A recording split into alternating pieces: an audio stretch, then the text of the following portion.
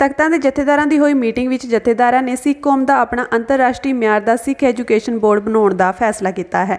इस लई श्री अकाल तख्त दी सरप्रस्ती हेठ सिख विद्वानां ते सिख संस्थावां दे प्रतिनिधि ते आधारित एक उच्च पद्धरी कमेटी बनाई जावेगी जो इस कार्य की पूर्ति लई यतन करेगी। जथेदारां ने कहा कि केंद्र सरकार वालों कुछ कुछ सिख चेहरिਆਂ ਨੂੰ ਵਰਤ ਕੇ ਕਾਨੂੰਨ ਦੀ ਆੜ ਵਿੱਚ ਸ਼੍ਰੋਮਣੀ ਗੁਰਦੁਆਰਾ ਪ੍ਰਬੰਧਕ ਕਮੇਟੀ ਸ਼੍ਰੀ ਅੰਮ੍ਰਿਤਸਰ ਨੂੰ ਤੋੜਨ ਦਾ ਯਤਨ ਕੀਤਾ ਜਾ ਰਿਹਾ ਹੈ। ਉਹ ਵੀ ਉਸ ਵੇਲੇ ਜਦੋਂ ਸਿੱਖ ਪੰਥ ਗੁਰਦੁਆਰਾ ਸੁਧਾਰ ਲਹਿਰ ਸਮੇਂ ਸ਼੍ਰੋਮਣੀ ਗੁਰਦੁਆਰਾ ਪ੍ਰਬੰਧਕ ਕਮੇਟੀ ਦੇ ਗਠਨ ਲਈ ਆਪਣੀਆਂ ਜਾਨਾਂ ਕੁਰਬਾਨ ਕਰਨ ਵਾਲੇ ਯੋਧਿਆਂ ਦੇ ਸ਼ਹੀਦੀ ਦਿਹਾੜੇ ਸ਼ਤਾਬਦੀ ਰੂਪ ਵਿੱਚ ਮਨਾ ਰਿਹਾ ਹੈ। ਜਥੇਦਾਰਾਂ ਨੇ ਕੇਂਦਰ ਸਰਕਾਰ ਦੀ ਇਸ ਨੀਤੀ ਨੂੰ ਸਿੱਖਾਂ ਦੀ ਸਭ ਤੋਂ ਵੱਡੀ ਸੰਸਥਾ ਤੇ ਕੇਂਦਰ ਸਰਕਾਰ ਵੱਲੋਂ ਹਮਲਾ ਕਰਾਰ ਦਿੱਤਾ। ਅੱਜ ਮਿਤੀ 11 ਮੱਘਰ ਨਾਨਕਸ਼ਾਹੀ ਸੰਮਤ 554 ਮੁਤਾਬਕ 26 ਨਵੰਬਰ 2022 ਨੂੰ ਸ੍ਰੀ ਅਕਾਲ ਤਖਤ ਸਾਹਿਬ ਵਿਖੇ 5 ਸਿੰਘ ਸਾਹਿਬਾਨ ਦੀ ਇਕੱਤਰਤਾ ਹੋਈ ਹੈ, ਜਿਸ ਵਿੱਚ ਦੀਰਘ ਵਿਚਾਰਾਂ ਕਰਕੇ ਹੇਠ ਲਿਖੇ ਫੈਸਲੇ ਕੀਤੇ ਗਏ ਆ।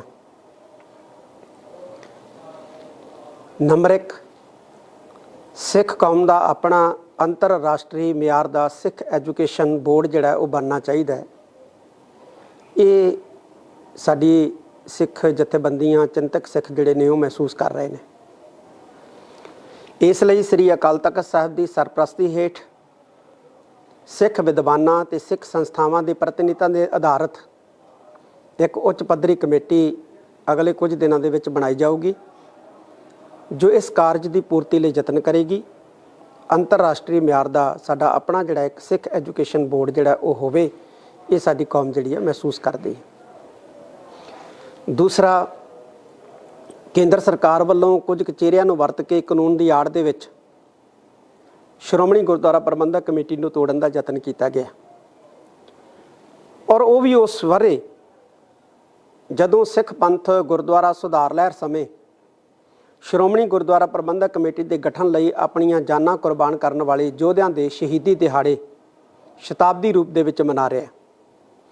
ਇਹ ਸਿੱਖਾਂ ਦੀ ਸਭ ਤੋਂ ਵੱਡੀ ਸੰਸਥਾ ਸ਼੍ਰੋਮਣੀ ਗੁਰਦੁਆਰਾ ਪ੍ਰਬੰਧਕ ਕਮੇਟੀ ਤੇ ਸਰਕਾਰ ਦਾ ਇੱਕ ਹਮਲਾ ਹੈ।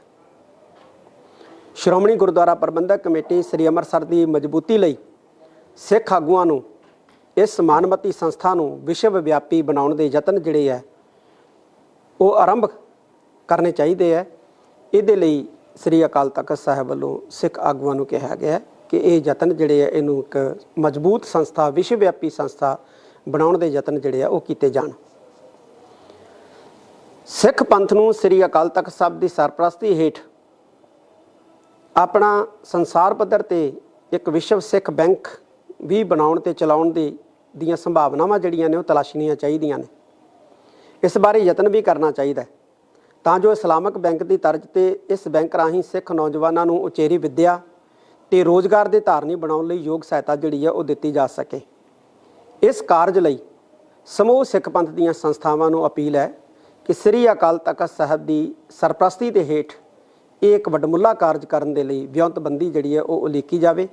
ਸ੍ਰੀ ਅਕਾਲ ਤਖਤ ਸਾਹਿਬ ਵੱਲੋਂ ਇਸ ਲਈ ਜਲਦੀ ਹੀ ਉੱਚ ਪੱਧਰੀ ਜਿਹੜੀ ਹੈ ਵਿਦਵਾਨਾਂ ਦੀ ਇੱਕ ਕਮੇਟੀ ਵੀ ਜਿਹੜੀ ਹੈ ਉਹ ਬਣਾਈ ਜਾਏਗੀ।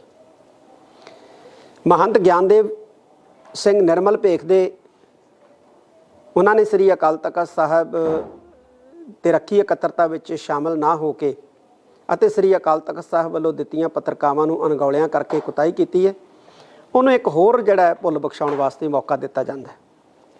ਇਸ ਦੇ ਨਾਲ ਹੀ ਸੋਸ਼ਲ ਮੀਡੀਆ ਰਾਹੀਂ ਪਤਾ ਲੱਗਿਆ ਕਿ ਇੱਕ ਛੋਟੇ ਜਿਹੇ ਬੱਚੇ ਦੇ ਉੱਤੇ ਪਰਚਾ ਜਿਹੜਾ ਹੈ ਉਹ ਆਰਮਡ ਐਕਟ ਤਹਿਤ ਜਿਹੜਾ ਉਹ ਕਰ ਦਿੱਤਾ ਗਿਆ। ਇਹ ਬਹੁਤ ਹੀ ਜ਼ਿਆਦਾ ਨਿੰਦਣਯੋਗ ਹੈ। ਜੇ ਸਰਕਾਰ ਹਥਿਆਰਾਂ ਦੇ ਪ੍ਰਦਰਸ਼ਨ ਕਰਨ ਨੂੰ ਖਤਰਨਾਕ ਸਮਝਦੀ ਹੈ ਤੇ ਸਭ ਤੋਂ ਪਹਿਲਾਂ ਸਰਕਾਰਾਂ ਨੂੰ ਫਿਲਮਾਂ ਦੇ ਉੱਤੇ ਪਾਬੰਦੀ ਲਾਣੀ ਚਾਹੀਦੀ ਹੈ, ਕਿਉਂਕਿ ਸਭ ਤੋਂ ਵੱਧ ਹਥਿਆਰਾਂ ਦਾ ਪ੍ਰਦਰਸ਼ਨ ਜਿਹੜਾ ਹੈ ਉਹ ਫਿਲਮਾਂ ਦੇ ਵਿੱਚ ਹੀ ਦਿਖਾਇਆ ਜਾਂਦਾ ਹੈ। ਵੈਬ ਸੀਰੀਜ਼ ਬਣ ਰਹੀਆਂ, ਉਹਨਾਂ ਦੇ ਵਿੱਚ ਹਥਿਆਰਾਂ ਦਾ ਪ੍ਰਦਰਸ਼ਨ ਹੈ, ਫਿਲਮਾਂ ਦੇ ਵਿੱਚ ਹਥਿਆਰਾਂ ਦਾ ਪ੍ਰਦਰਸ਼ਨ ਹੈ। ਤਾਂ ਪਹਿਲਾਂ ਫਿਲਮਾਂ ਤੇ ਵੈਬ ਸੀਰੀਜ਼ ਦੇ ਉੱਤੇ ਜਿਹੜਾ ਹੈ ਉਹ ਪਾਬੰਦੀ ਲਗਾਈ ਜਾਵੇ ਕਿ ਉੱਥੇ ਹਥਿਆਰ ਜਿਹੜੇ ਦਿਖਾਉਣੋਂ ਵਰਜਿਤ ਕੀਤਾ ਜਾਵੇ। ਛੋਟੇ ਜਿਹੇ ਬੱਚੇ ਦੇ ਉੱਤੇ ਇੱਕ ਆਰਮਡ ਐਕਟ ਤਹਿਤ ਪਰਚਾ ਦਰਜ ਕਰਨਾ ਜਿਹੜਾ ਹੈ ਇਹ ਬਹੁਤ ਹੀ ਜ਼ਿਆਦਾ ਗਲਤ ਗੱਲ ਹੈ। ਇਹਦੀ ਅਸੀਂ ਜਿਹੜੀ ਹੈ ਉਹ ਨਿਖੇਧੀ ਕਰਦੇ ਹਾਂ। ਇਹ ਨਹੀਂ ਹੋਣਾ ਚਾਹੀਦਾ। ਫਿਰ ਅਸੀਂ ਕਹਿਣਾ ਚਾਹੁੰਦੇ ਹਾਂ ਕਿ ਪੰਜਾਬ ਸਰਕਾਰ ਜਿਹੜਾ ਹੈ ਉਹ ਇਸ ਤਰ੍ਹਾਂ ਦੀਆਂ ਜਿਹੜੀਆਂ ਗਤੀਆਂ ਵਿਧੀਆਂ ਨੇ ਛੋਟੇ ਛੋਟੇ ਬੱਚਿਆਂ 'ਤੇ ਮੁਕੱਦਮੇ ਦਰਜ ਕਰਕੇ ਇਹ ਲੋਕਾਂ ਦੇ ਵਿੱਚ ਸਹਿਮ ਦਾ ਮਾਹੌਲ ਜਿਹੜਾ ਖਾਸ ਤੌਰ ਦੇ ਉੱਤੇ ਸਿੱਖਾਂ ਦੇ ਅੰਦਰ ਜਿਹੜਾ ਹੈ ਇੱਕ ਕਿਸਮ ਦਾ ਮਾਹੌਲ ਐਸਾ ਬਣ ਰਿਹਾ ਹੈ ਕਿ ਸਰਕਾਰ ਜਿਹੜੀ ਹੈ ਸਾਡੇ ਨਾਲ ਧੱਕਾ ਕਰ ਰਹੀ ਹੈ। ਇਹ ਨਹੀਂ ਬਣਨਾ ਚਾਹੀਦਾ। ਸਰਕਾਰ ਇਸ ਤੋਂ ਸਾਵਧਾਨੀ ਵਰਤੇ। ਵਾਹਿਗੁਰੂ ਜੀ ਕਾ ਖਾਲਸਾ, ਵਾਹਿਗੁਰੂ ਜੀ ਕੀ ਫਤਿਹ। ਕਾਂਗਰਸ ਹਾਈਕਮਾਂਡ ਨੇ ਮੋਗਾ ਦੇ ਸਾਬਕਾ ਜ਼ਿਲ੍ਹਾ ਪ੍ਰਧਾਨ ਕਮਲਜੀਤ ਸਿੰਘ ਬਰਾੜ ਨੂੰ ਪਾਰਟੀ ਚੋਂ ਬਾਹਰ ਕਰ ਦਿੱਤਾ ਹੈ। ਕਾਂਗਰਸ ਦੇ ਸੀਨੀਅਰ ਆਗੂ ਹਰੀਸ਼ ਚੌਧਰੀ ਨੇ ਉਹਨਾਂ ਨੂੰ ਮੁੱਢਲੀ ਮੈਂਬਰਸ਼ਿਪ ਤੋਂ ਬਰਖਾਸਤ ਕੀਤਾ ਹੈ। ਜਾਣਕਾਰੀ ਅਨੁਸਾਰ ਉਹਨਾਂ ਦੀਆਂ ਪਾਰਟੀ ਵਿਰੋਧੀ ਗਤੀਵਿਧੀਆਂ ਕਾਰਨ ਕਾਂਗਰਸ ਨੇ ਇਹ ਫੈਸਲਾ ਲਿਆ ਹੈ। ਦੱਸ ਦਈਏ ਕਿ ਕਮਲਜੀਤ ਬਰਾੜ ਬਾਘਾ ਪੁਰਾਣਾ ਤੋਂ ਸਾਬਕਾ ਵਿਧਾਇਕ ਦਰਸ਼ਨ ਸਿੰਘ ਬਰਾੜ ਦੇ ਪੁੱਤਰ ਹਨ। ਇਹ ਵੀ ਦੱਸਿਆ ਜਾ ਰਿਹਾ ਹੈ ਕਿ ਪਾਰਟੀ ਵੱਲੋਂ ਉਕਤ ਕਾਰਵਾਈ ਵਾਰਿਸ ਪੰਜਾਬ ਦੇ ਮੁਖੀ ਅੰਮ੍ਰਿਤਪਾਲ ਸਿੰਘ ਦੀ ਹਿਮਾਇਤ ਕਰਨ, ਪੰਜਾਬ ਪ੍ਰਦੇਸ਼ ਕਾਂਗਰਸ ਦੇ ਪ੍ਰਧਾਨ ਰਾਜਾ ਵੜਿੰਗ ਦੀ ਆਲੋਚਨਾ ਕਰਨ ਅਤੇ ਪਾਰਟੀ ਦੀਆਂ ਨੀਤੀਆਂ ਖਿਲਾਫ ਬਿਆਨਬਾਜ਼ੀ ਕਰਨ ਦੇ ਬਦਲੇ ਕੀਤੀ ਗਈ ਹੈ। AIMIM ਦੇ ਮੁਖੀ ਅਸਦੁੱਦੀਨ ਓਵੈਸੀ ਨੇ ਦਿੱਲੀ ਦੇ ਮੁੱਖ ਮੰਤਰੀ ਅਰਵਿੰਦ ਕੇਜਰੀਵਾਲ ਤੇ ਤਿੱਖਾ ਸ਼ਬਦੀ ਹਮਲਾ ਬੋਲਦਿਆਂ ਦੋਸ਼ ਲਾਇਆ ਕਿ ਉਹਨਾਂ ਨੇ ਪੂਰੇ ਭਾਰਤ ਵਿੱਚ ਮੁਸਲਮਾਨ ਭਾਈਚਾਰੇ ਨੂੰ ਬਦਨਾਮ ਕੀਤਾ ਹੈ। ਉਹਨਾਂ ਕਿਹਾ ਕਿ ਉਹ ਸਾਲ 2013 ਦੇ ਪ੍ਰਧਾਨ ਮੰਤਰੀ ਨਰਿੰਦਰ ਮੋਦੀ ਦੇ ਸਾਰੇ ਰਿਕਾਰਡ ਤੋੜਨਾ ਚਾਹੁੰਦੇ ਹਨ। ਓਵੈਸੀ ਨਗਰ ਨਿਗਮ ਚੋਣਾਂ ਲਈ ਆਲ ਇੰਡੀਆ ਮਜਲਿਸ-ਏ-ਇਤਿਹਾਦੁਲ ਮੁਸਲਿਮੀਨ ਦੇ ਉਮੀਦਵਾਰਾਂ ਦੇ ਹੱਕ ਵਿੱਚ ਦਿੱਲੀ ਦੇ ਸੀਲਮਪੁਰ ਵਿੱਚ ਚੋਣ ਪ੍ਰਚਾਰ ਕਰ ਰਹੇ ਸਨ। ਇਸ ਮੌਕੇ ਸੰਬੋਧਨ ਕਰਦਿਆਂ ਉਹਨਾਂ ਦੋਸ਼ ਲਾਇਆ ਕਿ ਕੇਜਰੀਵਾਲ ਕੌਮੀ ਰਾਜਧਾਨੀ ਵਿੱਚ ਦੰਗਿਆਂ ਦੌਰਾਨ ਗਾਇਬ ਰਹੇ, ਜਦੋਂ ਕਿ ਸ਼ਾਹੀਨ ਬਾਗ ਵਿੱਚ ਨਾਗਰਿਕਤਾ ਸੋਧ ਕਾਨੂੰਨ ਦਾ ਵਿਰੋਧ ਕਰਨ ਵਾਲਿਆਂ ਖਿਲਾਫ ਬੋਲਦੇ ਰਹੇ ਸਨ। ਉਹਨਾਂ ਕਿਹਾ ਕਿ ਜਦੋਂ ਲੋਕ ਕੋਵਿਡ-19 ਕਾਰਨ ਆਕਸੀਜਨ ਅਤੇ ਹਸਪਤਾਲ ਵਿੱਚ ਬੈੱਡਾਂ ਲਈ ਜੂਝ ਰਹੇ ਸਨ, ਉਦੋਂ ਦਿੱਲੀ ਦੇ ਮੁੱਖ ਮੰਤਰੀ ਨੇ ਕਿਹਾ ਸੀ ਕਿ ਤਬਲੀਗੀ ਜਮਾਤ ਕਾਰਨ ਕੋरोना वायरस फैला है।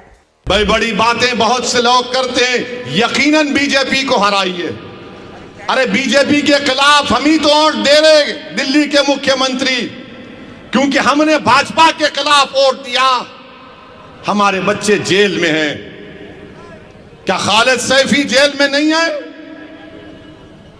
क्या खालिद सैफी की बीवी रोते हुए वीडियो नहीं जारी की कि मेरा पति बीमार है, जेल में, उसका इलाज नहीं हो रहा है, मर जाएगा? क्या आपकी आंख खोलने के लिए काफी नहीं है कि खालिद जेल में है, उसकी पत्नी वीडियो जारी करती है इलाज के लिए, और ये दिल्ली के मुख्यमंत्री का एक मंत्री जेल में है तो उसके पैरों को तेल लगाया जा रहा है। ये तुम्हारी जिंदगी है, ये हमारी इज्जत है कि बीवी पुकार रही है अपने पति के लिए। उससे बड़ा इल्जाम दिल्ली के मुख्यमंत्री के मंत्री के ऊपर है, ईडी का केस है उसके ऊपर, मगर उसको जेल में तेल लगाया जा रहा है। और खालिद को जेल में ले जाने से पहले लाठियों से मारा गया था। आप आज अगर आंख नहीं खोलेंगे तो कब खोलोगे? जब कयामत आओगी, जब होश में आओगे आप? कब होश में आओगे आप? बताओ मेरे को। मेरी अल्फाज अगर आपको तकलीफ पहुंचा रहे हैं तो मुझे माफ कर देना एक पागल समझकर, मगर मैं आपको अपना समझकर अपनों के दरमियान में खड़े होकर अपनी दिल की तकलीफ को बयान कर रहा हूं, सच्चाई को बयान कर रहा हूं।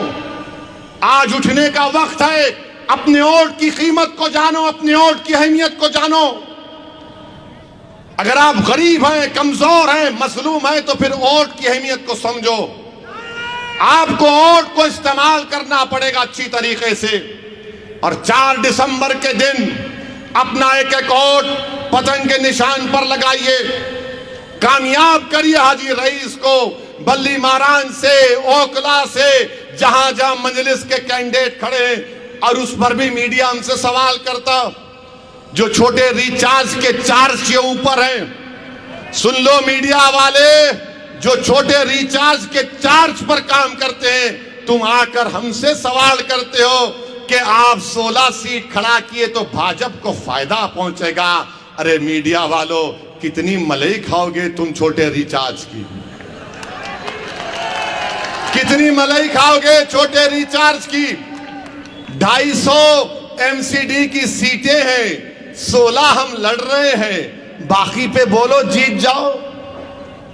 ये 16 छोड़ दो तो बोलेंगे नहीं, ओवैसी की पार्टी का एक भी नहीं जीतना चाहिए। मेरी इज्जतदार माँ और बहनों, मेरे बुजुर्गों, मेरी आपसे अपील है कि ये लड़ाई हमको और आपको मिलकर लड़ना है। ये रास्ता आसान नहीं है, कठिन है, मगर मंजिल को पा सकते अगर जिसके पास हौसला और आज़म होगा, जिसके पास जिद होगी, जिसके पास एक धड़कता हुआ दिल होगा, जो इंसान है जो देखेगा तकलीफ को देखकर उसकी आंख में आंसू पैदा होते हैं, वो जरूर मुझे यकीन है कि मंजलिस को वोट देगा। हाँ, अगर कोई होगा जो ड्रग्स को बढ़ाना चाहता है, जो गुंडागर्दी को बढ़ाना चाहता है, तो वो जाएगा दिल्ली के मुख्यमंत्री के ताईदी उम्मीदवार के लिए। मगर अगर कोई शराफत चाहता है, तरक्की चाहता है, अमन चाहता है, विकास चाहता है, तो हाजी रईस का साथ देगा, मजलिस का साथ देगा।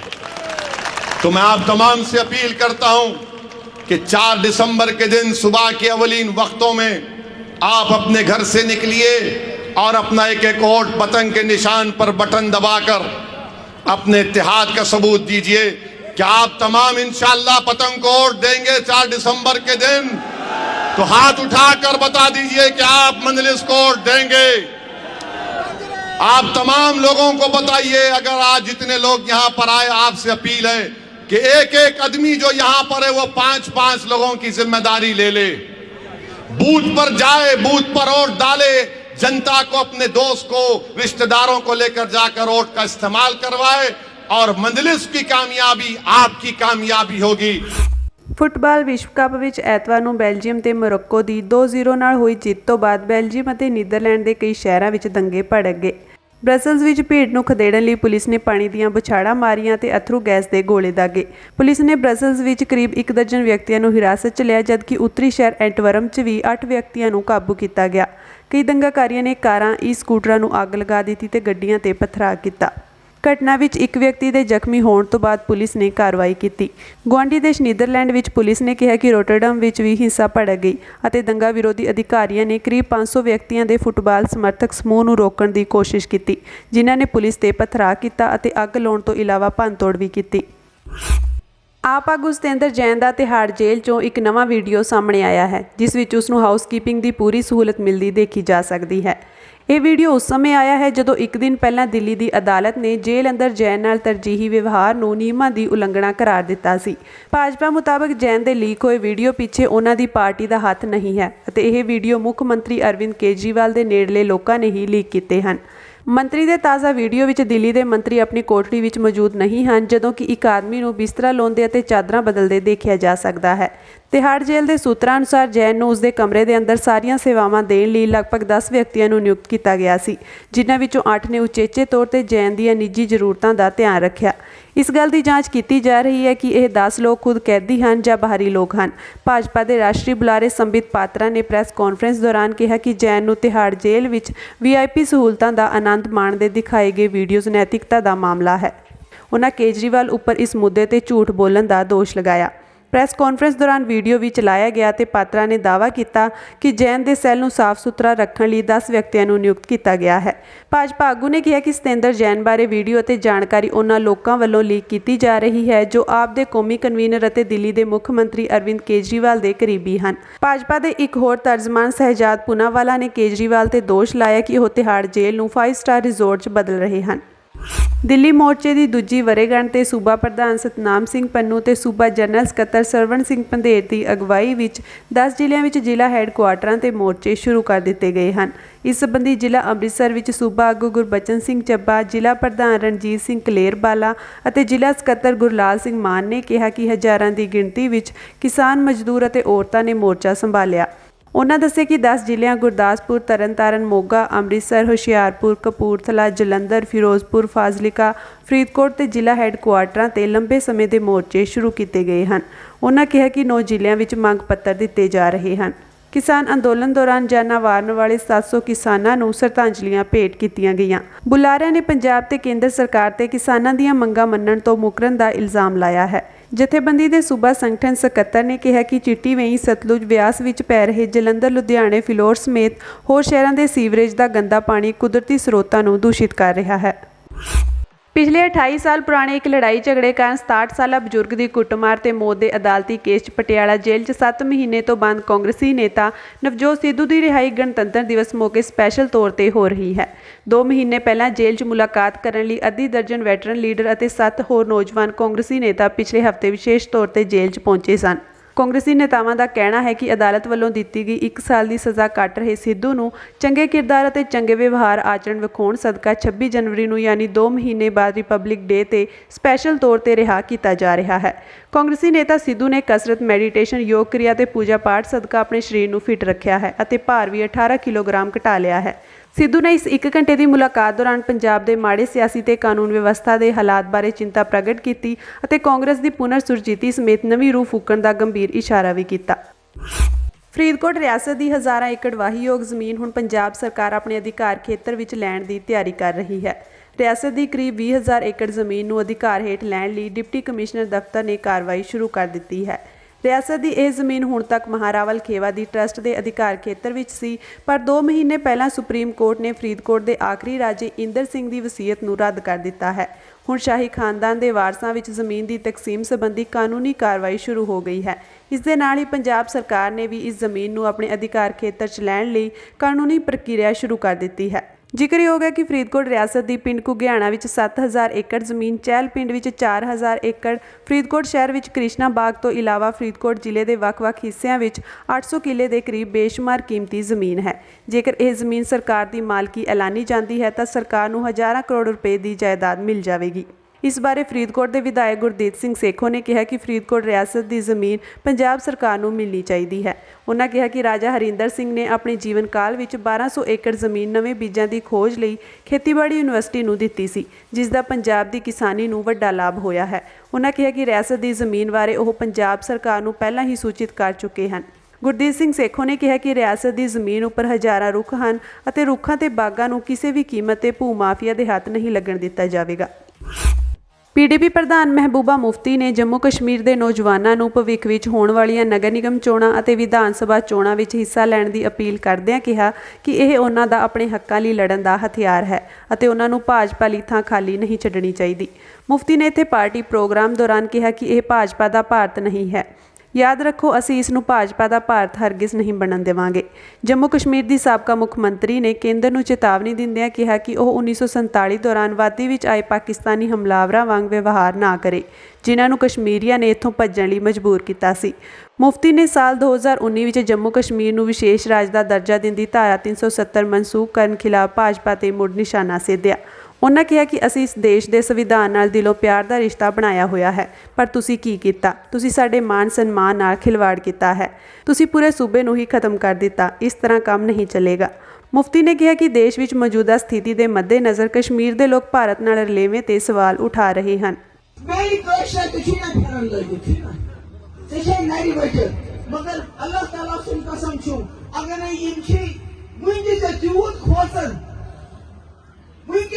खबर करते ये नजर खड़ी पीडीपी वालों, मेरे कश्मीर के लोगों, मैं जम्मू के डोगरों को भी कहना चाहती हूँ, हम सबका जीना मरना एक साथ है। तो ये छुटाकर दालश फूल छुए थे बेचाना दोई ईडी एनआईए एसआईए एसयूआई मगर तो चुकनी कोशिश और कंट्रोल के क्या करना? ये ख्याल है। ख्याल को आप जेल में नहीं डाल सकते हो, आप इंसान को जेल में डाल सकते हो। जब तक आप इस ख्याल का इलाज नहीं करोगे, जब तक आप मसला कश्मीर हल नहीं करोगे, तब तक आप कितनी भी फौजी यहाँ भेजो, उससे कुछ नहीं होने वाला। ਰੂਪਨਗਰ ਪੁਲਿਸ ਨੇ ਲਾਰੈਂਸ ਬਿਸ਼ਨੋਈ ਗੈਂਗ ਨਾਲ ਸੰਬੰਧਿਤ 4 ਗੈਂਗਸਟਰਾਂ ਨੂੰ ਕਾਬੂ ਕਰਨ ਵਿੱਚ ਸਫਲਤਾ ਹਾਸਲ ਕੀਤੀ ਹੈ, ਜਦੋਂ ਕਿ ਇਹਨਾਂ ਦਾ ਇੱਕ ਸਾਥੀ ਫਰਾਰ ਹੋਣ ਵਿੱਚ ਸਫਲ ਹੋ ਗਿਆ। ਐਸਐਸਪੀ ਰੂਪਨਗਰ ਵਿਵੇਕ ਸੋਨੀ ਨੇ ਦੱਸਿਆ ਕਿ 26 ਨਵੰਬਰ ਨੂੰ ਐਸਪੀ ਮਨਵਿੰਦਰ ਵੀਰ ਸਿੰਘ ਅਤੇ ਡੀਐਸਪੀ ਰੂਪਨਗਰ ਤਲਵਿੰਦਰ ਸਿੰਘ ਗਿੱਲ ਦੀ ਅਗਵਾਈ ਹੇਠ ਸੀਆਈਏ ਰੂਪਨਗਰ ਦੇ ਇੰਚਾਰਜ ਇੰਸਪੈਕਟਰ ਸਤਨਾਮ ਸਿੰਘ ਦੀ ਟੀਮ ਵੱਲੋਂ ਕੁਲਦੀਪ ਸਿੰਘ ਕੈਰੀ, ਕੁਲਵਿੰਦਰ ਸਿੰਘ ਟਿੰਕਾ, ਸਤਵੀਰ ਸਿੰਘ ਉਰਫ ਸ਼ੰਮੀ ਅਤੇ ਬੇਅੰਤ ਸਿੰਘ ਨੂੰ 3 ਪਿਸਤੌਲਾਂ, 22 ਕਾਰਤੂਸਾਂ, 1 ਕਿਰਪਾਨ ਅਤੇ 12 ਲੋਹੇ ਦੀਆਂ ਰਾੜਾਂ ਸਮੇਤ ਕਾਬੂ ਕੀਤਾ ਗਿਆ ਹੈ। ਮੁਲਜ਼ਮ ਕਿਸੇ ਵੱਡੀ ਵਾਰਦਾਤ ਨੂੰ ਅੰਜਾਮ ਦੇਣ ਦੀ ਤਿਆਰੀ 'ਚ ਸਨ। ਕੁਲਦੀਪ ਸਿੰਘ ਕੈਰੀ, ਕੁਲਵਿੰਦਰ ਸਿੰਘ ਟਿੰਕਾ ਅਤੇ ਸਤਬੀਰ ਸਿੰਘ ਉਰਫ ਸ਼ੰਮੀ ਖਿਲਾਫ ਪਹਿਲਾਂ ਵੀ ਕੇਸ ਦਰਜ ਹਨ। ਮੁਲਜ਼ਮ ਇੱਕ ਵਿਅਕਤੀ ਦੇ ਪੱਟ ਵਿੱਚ ਗੋਲੀ ਮਾਰ ਕੇ ਫਰਾਰ ਹੋਏ ਸਨ। ਮੁਲਜ਼ਮਾਂ ਦਾ 2 ਦਿਨ ਦਾ ਰਿਮਾਂਡ ਹਾਸਲ ਕਰਨ ਉਪਰੰਤ ਸਖਤੀ ਨਾਲ ਪੁੱਛਗਿੱਛ ਸ਼ੁਰੂ ਕਰ ਦਿੱਤੀ ਗਈ ਹੈ ਅਤੇ ਇਹਨਾਂ ਪਾਸੋਂ ਹੋਰ ਅਹਿਮ ਖੁਲਾਸੇ ਹੋਣ ਦੀ ਆਸ ਹੈ। ਪੰਜਾਬ ਸਰਕਾਰ ਨੇ ਗਨ ਕਲਚਰ ਖਿਲਾਫ ਸਖਤੀ ਕੀਤੀ ਹੋਈ ਹੈ। ਇਸ ਦੇ ਚੱਲਦੇ ਅਕਾਲੀ ਦਲ ਦੇ ਸੀਨੀਅਰ ਆਗੂ ਵਿਕਰਮ ਸਿੰਘ ਮਜੀਠੀਆ ਨੇ ਮੁੱਖ ਮੰਤਰੀ ਭਗਵੰਤ ਮਾਨ ਦੀ ਹਥਿਆਰ ਨਾਲ ਫੋਟੋ ਸ਼ੇਅਰ ਕੀਤੀ ਹੈ। ਉਹਨਾਂ ਨੇ ਸਵਾਲ ਵੀ ਕੀਤਾ ਹੈ ਕਿ ਕੀ ਹੁਣ ਸੀਐਮ ਭਗਵੰਤ ਮਾਨ ਖਿਲਾਫ ਵੀ ਕੇਸ ਦਰਜ ਹੋਵੇਗਾ। ਦਰਅਸਲ ਅੰਮ੍ਰਿਤਸਰ ਵਿੱਚ 10 ਸਾਲ ਦੇ ਬੱਚੇ ਤੇ ਹੋਈ FIR ਨੂੰ ਲੈ ਕੇ ਅਕਾਲੀ ਦਲ ਦੇ ਸੀਨੀਅਰ ਆਗੂ ਵਿਕਰਮ ਮਜੀਠੀਆ ਨੇ ਮੁੱਖ ਮੰਤਰੀ ਭਗਵੰਤ ਮਾਨ ਨੂੰ ਆੜੇ ਹੱਥੀਂ ਲਿਆ ਹੈ। ਉਹਨਾਂ ਟਵਿੱਟਰ ਤੇ ਸੀਐਮ ਭਗਵੰਤ ਮਾਨ ਦੀ ਹਥਿਆਰ ਫੜੇ ਹੋਏ ਦੀ ਤਸਵੀਰ ਟਵੀਟ ਕੀਤੀ ਹੈ। ਇਸ ਦੇ ਨਾਲ ਹੀ ਉਹਨਾਂ ਨੇ ਤੰਜ ਕੱਸਦੇ ਹੋਏ ਕੁਝ ਲਾਈਨਾਂ ਵੀ ਲਿਖੀਆਂ ਹਨ ਕਿ ਮਿੱਤਰਾਂ ਨੂੰ ਸ਼ੌਂਕ ਹਥਿਆਰਾਂ ਦਾ ਪਰ ਪਰਚੇ ਬੱਚਿਆਂ ਤੇ ਹੋ ਰਹੇ ਹਨ। ਉਹਨਾਂ ਨੇ ਇਸ ਨੂੰ ਮੁੱਖ ਮੰਤਰੀ ਭਗਵੰਤ ਮਾਨ ਨੂੰ ਟੈਗ ਵੀ ਕੀਤਾ ਹੈ। ਜ਼ਿਕਰਯੋਗ ਹੈ ਕਿ ਕੁਝ ਦਿਨ ਪਹਿਲਾਂ ਹਲਕਾ ਮਜੀਠਾ ਦੇ ਥਾਣਾ ਕੱਥੂ ਨੰਗਲ ਵਿਖੇ ਇੱਕ 10 ਸਾਲਾ ਬੱਚੇ ਤੇ ਗਨ ਕਲਚਰ ਨੂੰ ਉਤਸ਼ਾਹਿਤ ਕਰਨ ਦਾ ਮਾਮਲਾ ਦਰਜ ਕੀਤਾ ਗਿਆ ਸੀ। ਹਾਲਾਂਕਿ ਤਸਵੀਰ ਪੁਰਾਣੀ ਸੀ ਅਤੇ ਬੱਚਾ ਉਦੋਂ 4 ਸਾਲ ਦਾ ਸੀ।